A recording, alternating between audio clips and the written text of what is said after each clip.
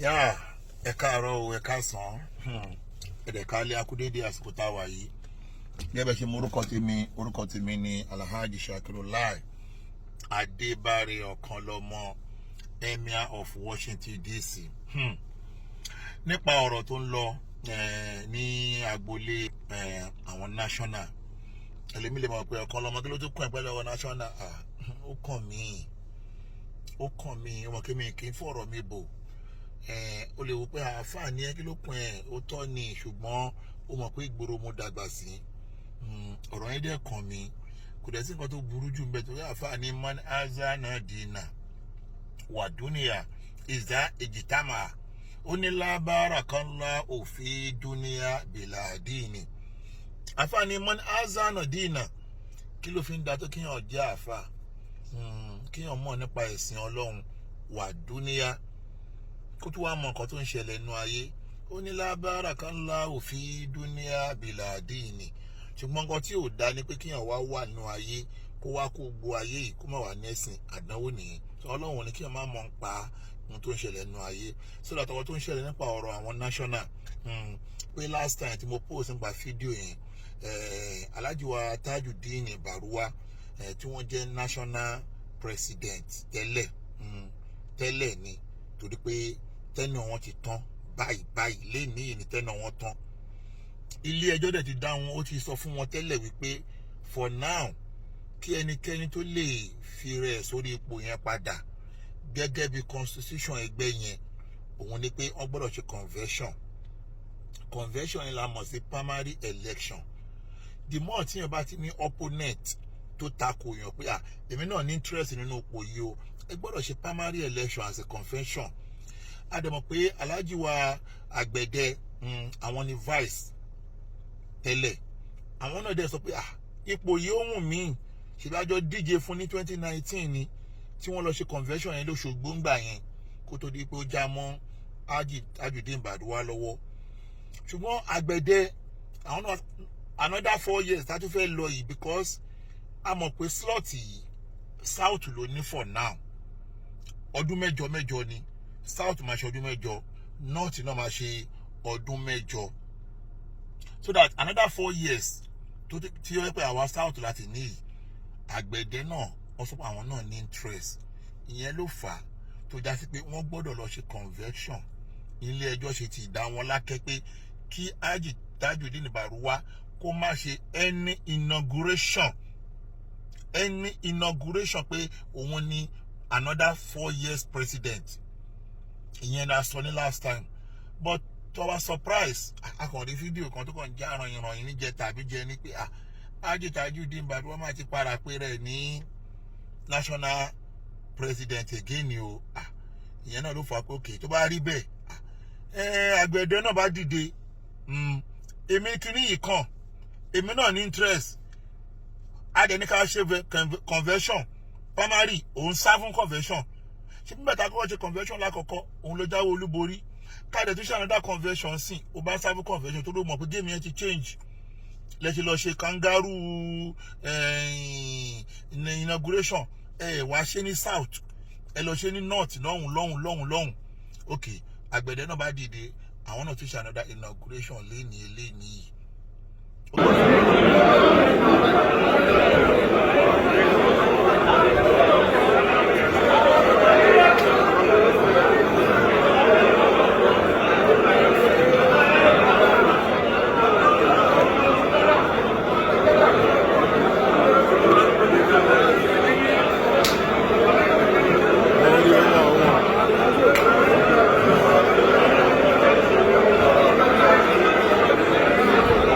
Gẹ́gẹ́ bí ọmọ oyè tuntun tí àwọn south leaders tí wọ́n fẹ́ kó bọ́ síbẹ̀, because tẹ́ ẹ̀ bá gbàgbé mo sọ fún yín pé south leaders àwọn ni wọ́n ní ẹ̀tọ́ láti yan ọmọ oyè. Àwọn náà máa ṣe convention as a primary election, gẹ́gẹ́ bí bàbá Bọ́lá Ahmed Tinubu náà ṣe primary election pẹ̀lú Ọ̀ṣínbàjò kó tó di pé bàbá Bọ́lá Ahmed Tinubu ni wọ́n padà win ní primary. Bẹ́ẹ̀ náà ni convention ilé náà ṣe jẹ́. But Alhaji Tajudeen Baruwa wọn ò fẹ́ jẹ́ convention yẹn wáyé, wọ́n wá padà lọ fi ra wọn jẹ oyè. Fídíò yẹn lélẹ́yìí.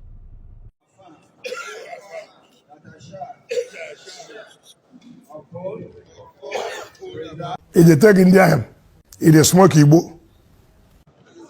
Protect, defend. Are you playing? What type of playing is this? This is playing. Lord Sky on the beat.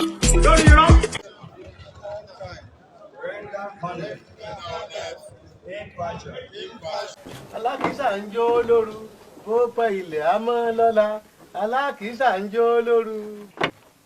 Kò yé wọn, yóò yé wọn lọ́la. Kò yé wọn, yóò yé wọn lọ́la.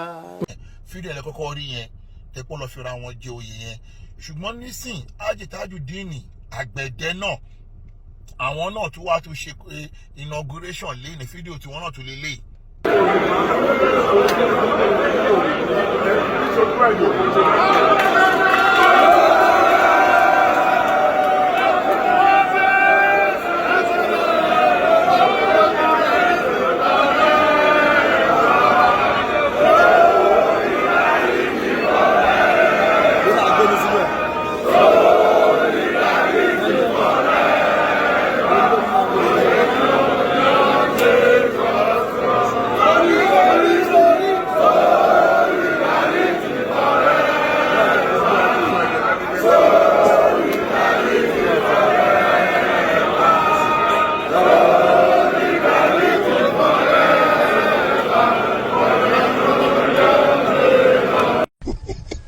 Mo gbé wọn handicap. Mo kọ́kọ́ gbé ngogo kò lọ. Mo gbé 1.5 kò work. Mo sá ní 2.5. Now ẹ ti wá dé sí pé ọba ti pé méjì. Ta ló wá fẹ́ lo ààfin, ta ló fẹ́ lo palace. Ìyẹn lèmi kàn fẹ́ gbé yín débẹ̀. Now Tajudeen Baruwa tẹ́ pé àwọn náà ṣe bọ̀ tẹ́lẹ̀. Ọdún mẹ́rin wọ́n ti pé. Tajudeen Agbede náà jáde pé èmi náà fẹ́ jáde, èmi náà fẹ́ ṣe. Ó dẹ̀ kí wọ́n ṣe convention. Tó bá dẹ̀ fẹ́ ṣe convention yìí gẹ́gẹ́ bí constitution, àwọn tí wọ́n jẹ́ bí national exco fún south west àwọn ni wọ́n gbọ́dọ̀ yan ọmọ oyè. Tẹ́ bá wá lọ wo ìtí Tajudeen Baruwa ṣe yẹn ẹ rí pé north náà ti lọ ṣe. Kò sí àwọn national exco tí wọ́n jẹ́ ti south west níbẹ̀. Ṣùgbọ́n tá bá wo ti èyí tí Tajudeen Agbede tí wọ́n ṣe yìí ẹ rí àwọn national exco tí wọ́n wà ńbẹ̀ dáadáa tí wọ́n pọ̀ ńbẹ̀. Ẹ rí pé ẹ rí Jango wà ńbẹ̀. Bàbá Falusi bàbá wà ńbẹ̀.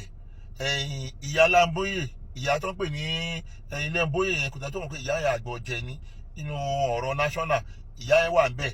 Bákan náà bàbá Isa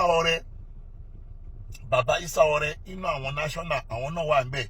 Bákan náà bàbá ọ̀rọ̀ ọjà bàbá wà ńbẹ̀. Bákan náà bàbá Jina àbí bàbá Junior náà ń pè ní bí bàbá Junior bàbá yẹn náà wà ńbẹ̀.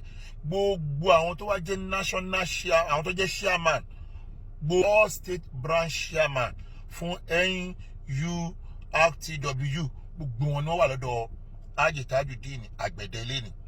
Ó túmọ̀ sí wípé irun tí àwọn exco tí wọ́n fẹ́ tó jẹ́ ti south west gbogbo tí wọ́n fẹ́ òun ni Tajudeen Agbede.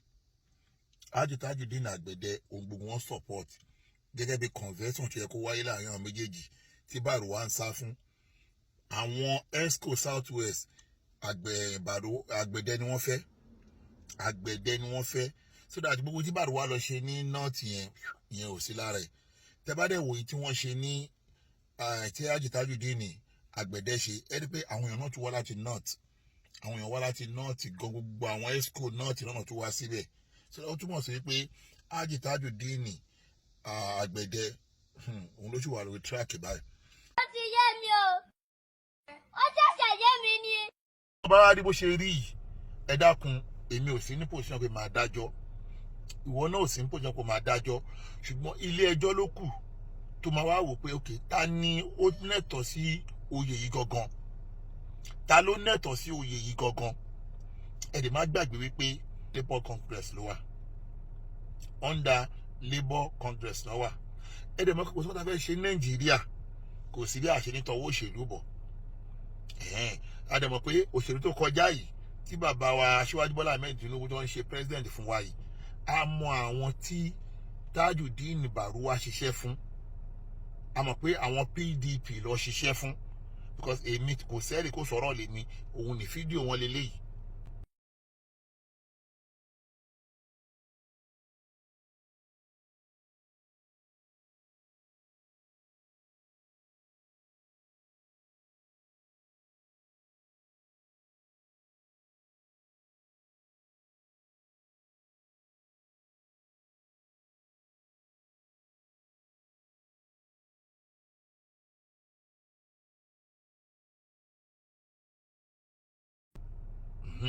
Ẹ ti rí fídíò wọn ẹ ti pé àwọn PDP ni wọ́n ṣiṣẹ́ fún torí pé nígbà náà wọ́n lérò pé ìbò yẹn kò ní já sọ́wọ́ bàbá Aṣíwájú Bọ́lá Ahmed Tinubu kọ́lọ́n tó wá sọ pé Aṣíwájú lòun fẹ́ fi síbẹ̀ bàbá tó dẹ̀ pé Tajudeen Agbede yìí àwọn ṣiṣẹ́ fún APC kò dàrú so that ọ̀rọ̀ tó wà nílẹ̀ yìí ọ̀rọ̀ bí ó bá ṣe tọ́ ni àwọn tí wọ́n jẹ́ national tí wọ́n jẹ́ bíi ESCO tí wọ́n jẹ́ South West ESCO pátápátá gbogbo wọn dúró. Alhaji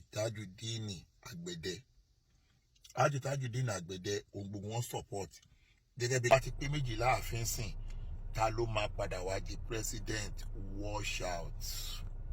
yóò mọ̀ lẹ́yìn ọ̀rọ̀ yìí yóò mọ̀ lẹ́yìn ọ̀rọ̀ yìí yóò mọ̀ lẹ́yìn àjàntí ilé.